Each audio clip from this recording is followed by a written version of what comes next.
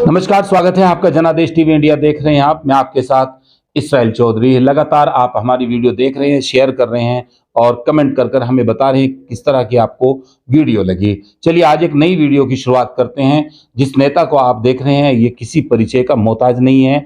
चौधरी मज़ाहिर हसन राणा जी, पूर्व प्रदेश सचिव समाजवादी पार्टी, जिन्होंने एक लंबा टाइम समाजवादी पार्टी को दिया। उत्तर प्रदेश के सभी जनपदों में पार्टी की तरफ से जो भी जिम्मेदारी मिली उस जिम्मेदारी पर हमेशा खरा उतरने का काम किया। गृहनगर गंगो क्षेत्र से ये आते हैं और जनपद सहारनपुर में नगर निगम चुनाव में इस वक्त अपनी स्टार प्रचारक की भूमिका निभा रहे हैं। हर एक नगर पालिका परिषद, नगर पंचायत में इस वक्त पहुंच रहे और वहां समाजवादी पार्टी, आसपा और रालोद गठबंधन के उम्मीदवारों के पक्ष में माहौल बना रहे हैं, उनके लिए प्रचार और प्रसार कर रहे हैं। तो हम बात करते हैं, अभी हाल ही में राणा जी सहारनपुर से आए हैं और सहारनपुर में लगातार हम इनको देख रहे थे किस तरह से वहाँ चुनावी प्रचार और प्रसार ये लोग कर रहे थे अपने प्रत्याशी के लिए।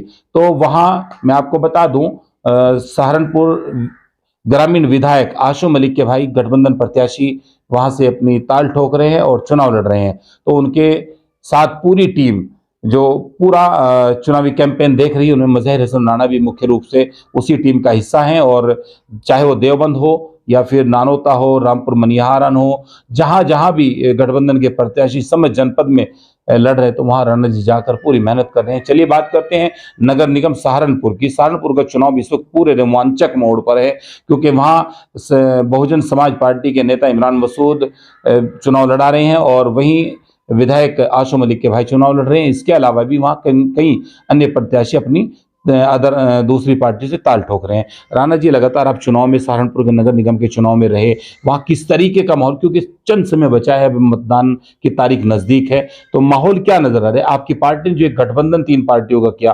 प्रदेश से क्या हवा आ रही है और जनपद सहारनपुर में किस तरह का समीकरण बनना है? सबसे पहले तो मैं इसराइल भाई आपका और आपके तमाम साथियों का धन्यवाद अदा करता हूं कि आप अपना समय निकाल करके जो मेरी बात और मेरे विचार जानने के लिए और लोगों तक पहुंचाने के लिए आए हैं। आपका बहुत बहुत स्वागत है। आपने सवाल किया है नगर निगम सहारनपुर के बारे में। नगर निगम सहारनपुर एक ऐसा नगर निगम है कि जो बहुत अरसे से विपक्षी पार्टी के हाथों में रहा है जी। यानी विपक्षी पार्टी का मतलब है भारतीय जनता पार्टी के हाथों में रहा जी। और नगर निगम के अंदर या नगर पालिका सहारनपुर के अंदर जो भी विकास है वो लोगों के सामने है। पिछले 5 साल से नगर निगम भारतीय जनता पार्टी के व्यक्तियों के हाथों में रहा है और वहां पर जिस तरीके से नगर निगम की दुर्दशा हुई है, नगर की दुर्दशा हुई है, सड़कों की दुर्दशा हुई है, जिस तरीके से वहां पर निर्णय लिए गए हैं, वहां पर का दुकानदार परेशान है, वहां का ठेली वाला परेशान है, वहां का रिक्शा वाला परेशान है। शहर के अंदर घुसने का कोई भी एक रास्ता ऐसा नहीं है जो रास्ता जमींदोज ना हुआ हो, जो रास्ता धूल और कंकड़ से भरा हुआ ना हो। आज चुनाव के अंदर मुख्य मुद्दा यह है कि नगर निगम सहारनपुर का विकास कौन करेगा। नगर निगम सहारनपुर का विकास करने का एक मॉडल है जो समाजवादी पार्टी ने प्रस्ताव करके नगर निगम बनाने का मामला किया था। यहां पर एम्स का प्रस्ताव करके सहारनपुर को चमकाने का मामला किया था। सहारनपुर को जो सड़कों से जोड़ने का एक जाल बिछा करके यहां पर हाईवे निकालने का एक जो तमाम पूरी उसके रोडों को बनाने का काम किया था। नगर निगम को भी चमकाने का काम समाजवादी पार्टी पहले से एक प्लान लेकर के चल रही है। आज नगर निगम के चुनाव के अंदर वो सारी चीजें सामने आकर के खुल रही हैं। इसलिए मैं ये कहना चाहता हूं कि नगर निगम के अंदर चुनाव के अंदर सीधा सीधा भारतीय जनता पार्टी और समाजवादी पार्टी के कैंडिडेट के बीच में मुकाबला है। बहुजन समाज पार्टी के एक बड़े नेता जो अपने आप को जिले का सबसे बड़ा जनाधारी नेता बताते हैं, वो उनका साफ दावा है कि हमारा और भारतीय जनता पार्टी का सीधा मुकाबला, समाजवादी पार्टी के प्रत्याशी कहीं पर नहीं टिक पाएंगे। तो इस बात में उनकी कितना दम लगता है? देखो, सबसे पहले तो मैं आपकी इसी बात को मानने के लिए तैयार नहीं हूं।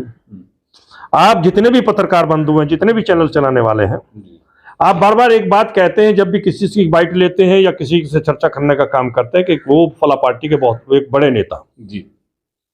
वो आदमी जब कांग्रेस के अंदर जाता है तो तब समाजवादी पार्टी को कोसने का काम करता है, और जैसे ही समाजवादी पार्टी के अंदर जाता है तो समाजवादी पार्टी के अंदर सारे गुण आ जाते हैं और कांग्रेस के अंदर और दूसरी पार्टी के अंदर गुण आ जाते हैं। जब वो समाजवादी पार्टी के अंदर से भागता है तो वो जिस जगह जाकर के टपकता है, जिस जगह जाकर के गिरने का काम करता है, वो अपने पिछली बातों को भूल जाता है। वो आज उसी पार्टी के अंदर है जिस पार्टी को कल वो लुटेरों का गिरोह बताने का काम कर रहा था। आज वो उसी पार्टी का टिकट लेकर के आया जिसकी नेता को वो भिन्न भिन्न अलंकारों से नवाजने का काम कर रहा था। कभी उसको डकैत बताने का काम कर रहा था, कभी चोरी कर वोटर के चोरी करने का बता रहा था, कभी वो वोट बेचने का लांछन उनके ऊपर लगा रहा था। लेकिन आदरणीय बहन कुमारी माथी जी के ऊपर हमने तो कभी कोई लांछन लगाने का काम नहीं किया। आज जनता सवाल पूछ रही है उससे। आज ऐसी समाज के लोग उससे सवाल पूछ रहे हैं कि कल तुम हमारी बहन को जिस तरीके के शब्दों से अलंकारित करने का काम कर रहे थे, आज हम आपको किस मुंह से वोट देते हैं? ठीक है, आप टिकट खरीद लाए हो, लेकिन वोट तो हमारा है। हम बहन जी के और मान्यवर बाबा भीमराव अंबेडकर जी की तौहीन करने वाले व्यक्ति को वोट देने का काम नहीं करेंगे। ये फैसला यहाँ का ऐसी समाज जो वोटर है वो भीम आर्मी के रूप में ये तय कर चुका है। लिहाजा बड़ा आदमी कहां से बनता कहां से नहीं बनता है, अब उसको मुझे नहीं पता किस तरीके से। जितने चुनाव आज तक लड़े तो धराशायी हुआ, जहां लंगर पीटता है वहीं धराशायी हो जाता है। एक ही तो चुनाव लड़ा था। नहीं, वो आरोप लगाते हैं कि जिसको हम लेके आते हैं, जिसको हम चुनाव लड़ाते हैं, वही हमें हमारी पीठ में छुरा घोंप के जो है निकल जाता है। वो बार बार ये आरोप, हर भाषण में उनकी ये बात सामने आ रही है। तो आप ऐसा मानते हैं कि ऐसा उनके साथ होता है? देखो, मेरा कहना यह है कि तुम गद्दारी करते हो अपने साथियों के साथ, अपने साथियों को जलील करने का काम करते हो। यहां पर आदरणीय रशीद मसूद भी राजनीति करते थे और रशीद मसूद का एक विचार था, जो रशीद मसूद विचार मंच गठित हुआ है, जिसका नेतृत्व उनकी बेटी करने का काम कर रही है, रशीद मसूद विचार मंच का। उसका कहना है कि मैं अपने पापा के, अपने बाप के जो है ना विचारों को मरने नहीं दूंगी। और वो आज खुल करके आपकी मुखालफत क्यों कर रही है? वो इसलिए कर रही है कि आप उस विचार पर नहीं चल रहे हो। आप जिस आदमी को साथ लेकर के चलते हो, जब तक वो दूध देता है, आपके काम आता है, तब तक उसको निचोड़ने का काम करते हो। और जब वो आपको दूध देना बंद कर देता है और आपको समझ लेता है कि आप क्या चीज है, तो वो आपको छोड़ करके चला जाता है। तो पीठ में छुरा घोंपने का काम किया। पीठ में छुरा घोंपने का काम आपने किया कांग्रेस पार्टी के, पीठ में छुरा घोंपने का काम आपने किया समाजवादी पार्टी के, और आप तैयारी में है पीठ में छुरा घोंपने के लिए आप बहुजन समाज पार्टी के। तो इस चुनाव के बाद मैं गारंटी के साथ इस बात को कहना चाहता हूं कि इस चुनाव के बाद आप वही शब्द जो दूसरी पार्टियों के बारे में कहते हैं, वही शब्द इस पार्टी के बारे में कहने का काम आप जैसा पिछले दिनों हुआ है, तो आप लगातार इसी बात से जोड़कर आप देखना चाह रहे हैं कि आने वाला दौर, जब निकाय चुनाव के बाद अगला दौर होगा, तो वो बहुजन समाज पार्टी को यानी वो अलविदा बहुजन समाज पार्टी उससे अपना पीछा छुड़ा लेगी। वो पार्टी नहीं छोड़ता, पार्टी उससे अपना पीछा छुड़ाती है। उसके मायावती जी ने उनको बाकायदा आशीर्वाद दिया है। मायावती जी की कई बार फोटो आई लगातार। ऐसा है, जब जिस नेता के पास जाते हैं और जब चरणों में सिर रख देते हैं, तो कोई ना कोई हाथ जरूर रखता है। आशीर्वाद राहुल गांधी ने भी दिया। क्या कारण रह सकता है? बहुजन समाज पार्टी की आपने बड़ा दावा कर दिया, बहुजन समाज पार्टी से वो इस तरह से क्यों पीछे छोड़ेगी? बहुजन समाज पार्टी इसलिए छुड़ाने का काम करेंगे कि बहुजन समाज पार्टी के जो मूल वोट है, उस मूल वोट की भावनाओं के विपरीत उसके विचार है। आज ऐसी समाज पूछ रहा है उससे कि हमारी रविदास जयंतियों का क्या होगा, जो आपने हमारे खिलाफ आंदोलित करके लोगों से और 1 दर्जन गांव के अंदर हमारी रविदास जयंती रुकवा रखी है। आप वही तो हैं, आप वही तो हैं जो बहन जी के बारे में अब शब्द बोलने का काम करते रहे। आप अपने तनिक लाभ के लिए कि ऐसी समाज का वोट मुझे मिल जाए और मैं नगर निगम के महापौर की कुर्सी पर बैठ जाऊं, तो आप इसलिए तो आज बहुजन समाज पार्टी के गीत गा रहे हो। तो आपको लगता है कि ऐसी समाज का जो वोट है वो चंद्रशेखर के रूप में लामबंद होगा? मैं ये कह रहा हूं 100% चंद्रशेखर के रूप में नहीं, जो बहन मायावती जी को भी नेता मान रहा है, वो भी इमरान मसूद और इमरान मसूद के कैंडिडेट को वोट देने का काम नहीं कर रहा है। दूसरी बात मैं आपसे कहना, नगर निगम के लोग आज पूछ रहे हैं, सभाओं में सवाल उठाने का काम कर रहे हैं कि आपको तो नगर पालिका सहारनपुर का चेयरमैन बना करके देख लिया ना, जहां आपने महिलाओं की साड़ी फड़वाने का काम किया, महिलाओं के कपड़े फड़वाने का काम किया, महिलाओं की दुर्दशा और उनकी बेइज्जती करने का काम किया, और सबसे बड़ा काम तो आपने किया, जैसी कुर्सी पर बैठे नगर निगम के आप, नगर पालिका के आप 40 लाख रुपए निकाल करके भाग गए। आपके ऊपर उसका मुकदमा,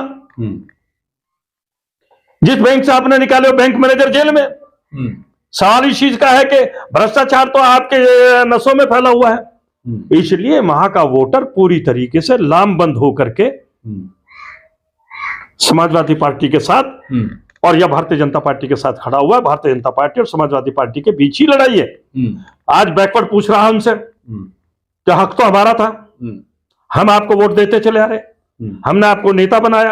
आपको लगता है ये फैक्टर भी चलेगा? ये फैक्टर चल रहा है भाई, लगा क्या नहीं, ये फैक्टर चल रहा है।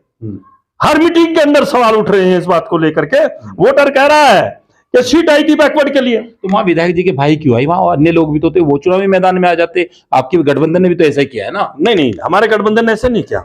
हमने तो बाकायदा सर्वसम्मति से, हमारी पूरी पार्टी ने, जिले की पूरी टीम ने, हमारे राष्ट्रीय लोकदल की टीम ने, हमारे असपा की टीम ने, चंद्रशेखर जी की टीम ने मिल करके बैठ करके तय किया है। वो कोई जबरदस्ती नहीं है टिकट लेकर के, उनको तय किया है क्योंकि वो भी एक बैकवर्ड के हैं और सहारनपुर के रहने वाले हैं। गलत तरीके से फीड किया जाता है कि साहब गाजियाबाद के रहने वाले, फला की जगह के रहने वाले। तस्वीरें आपकी भी वायरल हुई। वहां से आपके विधायक जी, पूर्व विधायक संजय गर्ग जी डॉक्टर कलीम के पास जाते हैं और वहां जाकर एक वायरल होती है और फिर एक कार्टून बनाया जाता है, उस पर कहा जाता है कि मैं ऐसा है। मैं वो भी आपको बताना चाहता हूं, संजय गर्ग जी कलीम साहब के पास जाते कोई बुरा काम नहीं करते जी। अगर संजय गर्ग के पास चले गए तो वो कोई बुरा काम नहीं कर रहे हैं और वह आदमी हर आदमी से मिलने का काम करता है। वायरल हुई, उन्होंने उनको ऑफर किया होगा, ऑफर करने के बाद उन्होंने कहा तो आरोप ये लगे ना कि देखिए समाजवादी का टिकट पकड़ने वाला कोई जिले में नहीं है। किस तरह किसने लगाया? कौन है लगाने वाला? लगाने वाला वही आदमी है ना जो जबान जोर है। कुछ लोगों के आए, मैं कह रहा लगाने वाला वही आदमी है ना, या उसकी टीम के लोग हैं या उसकी सोशल मीडिया पे पूरी तरह से कैंपेन। मैं कह रहा सोशल मीडिया पे कैंपेन पूरी तरीके से करी, लेकिन ये भी देखना पड़ेगा कि इसकी जड़ में कौन है। इसकी जड़ में वही आदमी है जिसे समाजवादी पार्टी से दिक्कत है। समाजवादी पार्टी से दिक्कत अगर किसी ने, वो मुसलमानों को अपना बंधुआ मजदूर समझता है। वो मुसलमानों को समझता है कि मैं ही इनका कायद हूं, मैं ही इनका नेता हूं, मेरे से अलग कैसे चले जाए। मैं मुसलमान कोई तुम्हारे यहाँ बिक गए क्या? आपको राजनीति कराई है, आदरणीय रशीद मसूद साहब को राजनीति कराई है। जनता ये जानना चाहती है कि आखिर इतनी भागदौड़ वाला नेता, इतने तेज तर्रार नेता, इतना काम करने वाला नेता जिले में कोई है ही नहीं जितना इमरान मसूद। जनता ये तो जानना चाहती है क्या काम करता है? ड्रामा करता है, ड्रामे के अलावा कुछ नहीं करता। आपको ड्रामा लगता है? नहीं, मुझे ड्रामा नहीं लगता। मैं तो बता रहा हूं आपको कि वो केवल ड्रामा करता है, ड्रामे के अलावा कुछ नहीं है। वो किसी का काम नहीं करता है। और आज से नहीं, मैं आदरणीय रशीद मसूद साहब के बारे में आपको बताना चाहता हूं कि रशीद मसूद साहब को रशीद मसूद साहब बनाने के लिए, मंत्री बनाने के लिए हमारे जैसे हजारों लोगों ने अपनी कुर्बानी दी है। परिवार के आदमी ने तो किसी ने कुर्बानी दी नहीं। परिवार के आदमी ने तो उनको टीस देने का काम किया, उनको जेल देने का काम किया, उनकी शेरवानी फाड़ने का काम किया, उनकी शान में बदतमीजी करने का काम किया, उनके शान में गाली गलौज करने का काम किया, उनको भ्रष्टाचारी बताने का काम किया, उनको माल हड़पने वाला बताने का काम किया। लेकिन कार्यकर्ता ने तो कभी रशीद मसूद को ये शब्द नहीं कहे। तो आप इस कौम के कायद कैसे? आप तो उस टीम का हिस्सा रहे। आप तो मैं इस टीम का हिस्सा नहीं, मैं उस टीम का बनाने वाले लोगों में से रहा हूं, मैं उस टीम को लेकर के चलने वाले लोगों में से रहा हूं। और मैं अगर आपको बता दूं, यहाँ आपको बीच में रोकता हूं, आपको लगता है कि रशीद मसूद की जो सियासत थी, रशीद मसूद जिस तरह राजनीति करते थे, तो इमरान मसूद में उसमें कितना फर्क आप मानकर चल रहे हैं? जमीन आसमान का। वो तो रशीद मसूद के पैरों की धूल भी नहीं है। वो तो रशीद मसूद को मिटाना चाहता है, रशीद मसूद के विचारों को मिटाना चाहता है। तो वो चुनाव भी जो है मेयर का उसी घर से लड़ा। मैं दूसरी बात कह रहा हूं, मैं यही बात आपको समझाना चाहता हूं कि मेयर का चुनाव वो तब लड़ाने के लिए तैयार हुआ जब उसकी रिश्तेदारी उस घर से हो गई है। अच्छा, अगर उसकी रिश्तेदारी उस घर से ना होती तो तुमने तो सड़कों के बीच में लड़ाई देखी ना। चलिए, ये तो हुआ नगर निगम सहारनपुर का। अब अन्य नगर पालिकाओं में आते हैं। देवबंद हुई, रामपुर मनिहारन है, चाहे वो बेहट है, सरसावा, चिल्काना, गंगो। अब इन पर बात करते हैं। क्या माहौल नजर आया गठबंधन का, क्या हालात नजर आए? देखो, जहां तक सवाल नगर पालिकाओं का है और नगर पंचायतों का जी, हम मजबूती के साथ गठबंधन को चुनाव लड़ाएंगे। तीतरों से स्टार्ट करते हैं। तीतरों में आपको क्या नजर आ रहा है? तीतरों के अंदर समाजवादी पार्टी जीत रही है। तैमूर खान के रूप में तो समाजवादी पार्टी निकल रही है वहां पर। आप फाइट किससे मानकर चल रहे हैं? फाइट किससे मानकर चल रहे हैं? देखो, वहां पर फाइट का कोई दिमाग में ये है कि वहां बहुजन समाज पार्टी के कैंडिडेट से फाइट है। बहुजन समाज पार्टी के कैंडिडेट से कोई फाइट नहीं है। हर जगह भारतीय जनता पार्टी के कैंडिडेट, आजाद समाज पार्टी के भी एक बहुत मजबूत कैंडिडेट वहां पर खड़े हैं। नहीं, मुझे नहीं मालूम है कि आजाद समाज पार्टी का कोई गठबंधन नहीं रहा वहां। मुझे ये नहीं मालूम है। लेकिन तीतरों सीट आजाद समाज पार्टी को नहीं दी गई। तीसरों सीट आजाद समाज पार्टी को नहीं दी गई है। जो गठबंधन हमारा हुआ है उस गठबंधन के हिसाब से आजाद समाज पार्टी वो समाजवादी पार्टी के पास है और समाजवादी पार्टी का कैंडिडेट वहां पर तैमूर। फिर वो आजाद समाज पार्टी का अपने आप को ऐसे ही बता, अब वो अपने आप को आजाद समाज पार्टी का कैंडिडेट बता रहा है। मुझे नहीं मालूम कि वो किस बेस पर बता रहा है और वो कौन सा कारण है। आपका कोई जो आजाद समाज पार्टी के जिला स्तर के नेता है उनका कोई बयान भी नहीं आया होगा, उनकी कोई बाइट भी नहीं आई होगी इस तरीके की।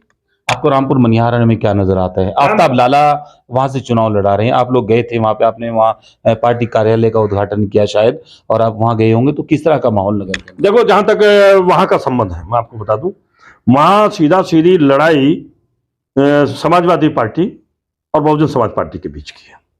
वहां भारतीय जनता पार्टी नहीं है। अच्छा। वहां पर बहुजन समाज पार्टी और समाजवादी पार्टी के बीच की लड़ाई है। तो लड़ाई, वो जो सीट है एससी सीट है और एससी सीट में जो आदमी बहुजन समाज पार्टी से लड़ रहा है, पिछली बार भी उसको हमने चित किया था। बहुजन समाज पार्टी के नेताओं का कहना है कि जो वोट समाजवादी को 22 में मिला था वो उनको नहीं मिलने जा रहा है, वापसी वो बहुजन समाज पार्टी की हो रहा है। नहीं, अब वो तो कहेंगे, अगर ये नहीं कहेंगे तो फिर कैंडिडेट कैसे उतारेंगे? अगर वो ये नहीं कहेंगे, मुझे एक बताइए, समाजवादी पार्टी का वोट क्यों जाएगा बहुजन समाज पार्टी के पास? क्या उनको ये पता नहीं है कि बहुजन समाज पार्टी के नेता बहन कुमारी मायावती जी जब भी देश के अंदर निर्णय हुआ है और माइनॉरिटी के खिलाफ निर्णय हुआ है, आम आवाम के खिलाफ निर्णय हुआ है, चाहे 370 हो, हालांकि 370 का हिंदुस्तान के मुसलमान से कोई ताल्लुक नहीं, ये मैं आपके चैनल के माध्यम से साफ करना चाहता हूं। 370 का ताल्लुक अगर है तो वो कश्मीर वालों से है, लेकिन भारतीय जनता पार्टी ने 370 को ऐसे बना करके पेश किया कि ये पूरे देश का हिस्सा हो। जब 370 पर बहस हो रही थी तो पार्लियामेंट के अंदर बहन कुमारी मायावती जी कहां खड़ी थी? जब सीए और एनआरसी पर हमारी बहनें सड़कों के ऊपर पड़ी हुई थी, उनके ऊपर गोलियां चल रही थी, उनके ऊपर लठ चल रहे थे, उनके ऊपर डंडे चल रहे थे, उनके ऊपर पथराव किया जा रहा था, जब हमारा नौजवान तड़प रहा था, बार बार हम एक ही बात कह रहे थे कि हमें इन 75 साल के अंदर कौन सी ऐसी धारा है संविधान की कि जो हमें यह बताने की जरूरत पड़ेगी कि हम हिंदुस्तानी हैं, हम भारतीय हैं? हम क्यों बताएं इस बात को? उसकी लड़ाई चलने का काम हो रहा था। तब बहन कुमारी मायावती जी कहां खड़ी थी? बहन कुमारी मायावती जी तो उन्हीं के उसमें तो पाले में खड़ी हुई थी। जब ओबीसी के रिजर्वेशन को काटा जा रहा है, ओबीसी के रिजर्वेशन को समाप्त किया जा रहा है, सारी चीजें प्राइवेट में ला करके, तो बहन कुमारी मायावती जी कहां खड़ी हुई है? तो आपको लगता है कि बहुजन समाज पार्टी की जो राष्ट्रीय अध्यक्ष है उनसे नाराज होकर वोटर छोटे चुनाव में भी जो है बदलाव करेगा? बदलाव छोटे चुनाव में ही करेगा और छोटे चुनाव से ही चलेगा। अभी एससी समाज का 22% रिजर्वेशन है, बीच में आपने सवाल कर लिया था, एससी समाज का 22% रिजर्वेशन है। कहां 22% रिजर्वेशन को कितने, जब तक 9 साल की सरकार के अंदर कितना रिजर्वेशन एससी समाज को दिलाने का बहन जी ने काम किया? कौन सा प्रदर्शन किया? कौन सा धरना दिया है? कौन सा सड़क पर बैठने का काम किया? एससी समाज के ऊपर जो जुल्म हो रहा है, बहन कुमारी मायावती जी कहां पर आवाज उठा रही है, कहां पर जाने का काम कर रही है? अगर आज आवाज उठा रहा है 27% के ओबीसी के आरक्षण पर, आज आवाज उठा रहा है 22% के रिजर्वेशन के ऊपर, आज आवाज उठा रहा है माइनॉरिटी के रिजर्वेशन के ऊपर, तो वाहिद आदमी उत्तर प्रदेश के अंदर समाजवादी पार्टी के राष्ट्रीय का आदरणीय अखिलेश यादव जी हैं। आज समाजवादी पार्टी ही लड़ने का काम कर रही है। समाजवादी पार्टी आज बुलडोजर नीति के खिलाफ, बहन जी ने एक बार भी नहीं कहा। बुलडोजर से चाहे एससी का मकान टूटा हो, बुलडोजर से चाहे माइनॉरिटी का मकान टूटा हो, बुलडोजर से चाहे समस्त समाज का मकान टूटने का काम हुआ हो, लेकिन भारतीय जनता पार्टी ने बुलडोजर नीति को भी हिंदू और मुसलमान में बांटने का काम कर दिया। इसके खिलाफ बहन कुमारी मायावती जी किसके साथ खड़ी हुई है? इसके साथ भारतीय जनता पार्टी के साथ खड़ी हुई है।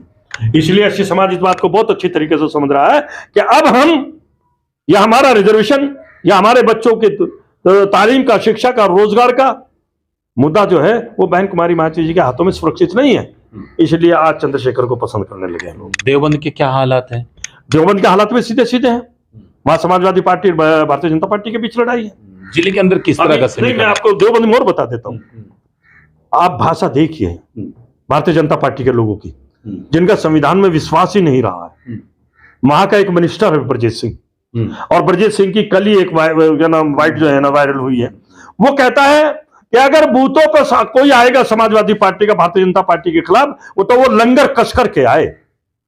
यानी इसका मतलब आप वोट लूटने का काम करोगे, आप वोटों को वोट डालने को नहीं दोगे, आप पुलिस के बल पर ये बात कह रहे हो, आप सरकार के बल पर ये बात कह रहे हो, क्या लोकतंत्र की भाषा है ये? अभी मुख्यमंत्री जी आए थे आदरणीय योगीनाथ जी, वो क्या भाषण दे करके गए हैं? कोई विकास की बात की? कोई मुद्दा उन्होंने उठाया बेरोजगारी का? कोई मुद्दा उन्होंने उठाया महंगाई का? कोई मुद्दा उठाया लोगों की शिक्षा और सुरक्षा और सम्मान का? कोई मुद्दा और दूसरा उठाने का काम किया हो? है? उन्होंने कहा कि हम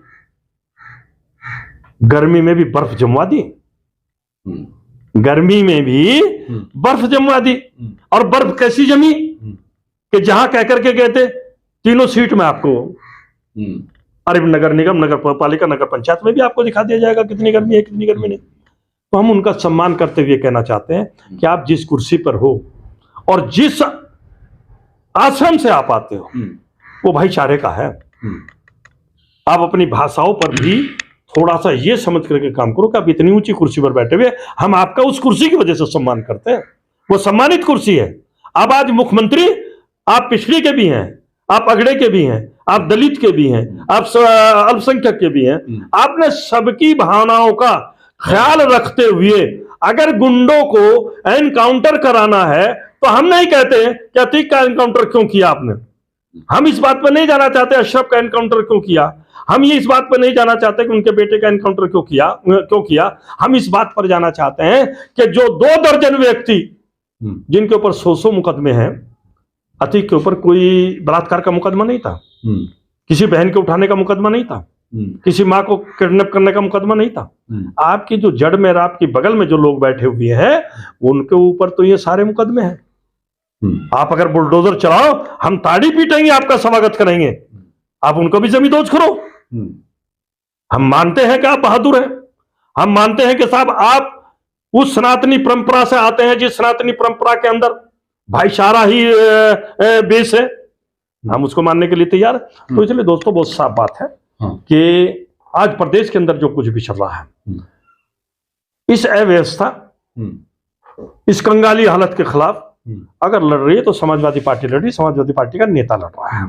तो आपको लगता है कि पूरे प्रदेश में समाजवादी पार्टी को जो है अच्छा खासा जन समर्थन मिलेगा? देखो, लगता नहीं है, दृढ़ विश्वास है इस बात का कि प्रदेश के अंदर समाजवादी पार्टी को बहुत मजबूती के साथ, चाहे एससी समाज हो, चाहे ओबीसी समाज हो, चाहे मुस्लिम समाज हो, चाहे अगड़ा समाज हो, सर्व समाज का समर्थन अगर किसी के साथ है वो सर्व समाज का समर्थन समाजवादी पार्टी के साथ है।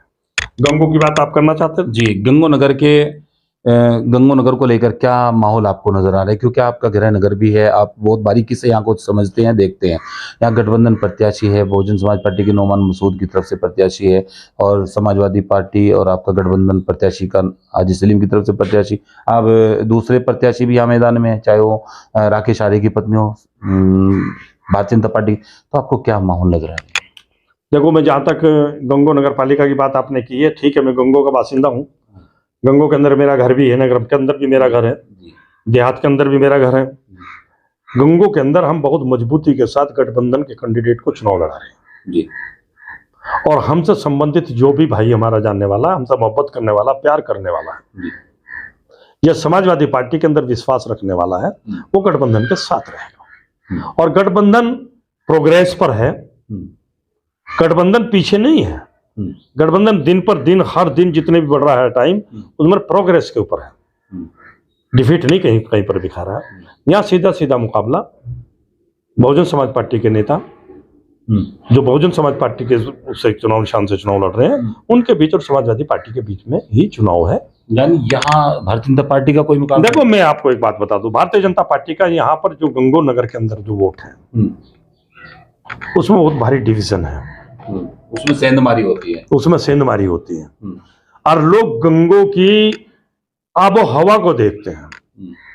यहाँ गंगो के अंदर पॉलिटिकल पार्टी से जब नगर पंचायत का, नगर पालिका का चुनाव होता है तो यहाँ पॉलिटिकल पार्टी की सीमाएं टूट जाती हैं।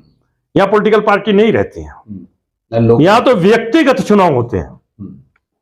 और व्यक्तिगत चुनाव के अंदर जिस तरीके से भारतीय जनता पार्टी के कैंडिडेट आए, जिस तरीके से समाजवादी पार्टी गठबंधन के कैंडिडेट आए, और जिस तरीके से बहुजन समाज पार्टी का कैंडिडेट आया है, तो बहुजन समाज पार्टी का कैंडिडेट भी बहुत मजबूती के साथ लड़ने का काम कर रहा है। लेकिन अगर उसको डिफीट देगा कोई तो वो गठबंधन का ही कैंडिडेट देगा, भारतीय जनता पार्टी का नहीं देगा। क्या अपील करना चाहेंगे नगरवासी गंगोवासी?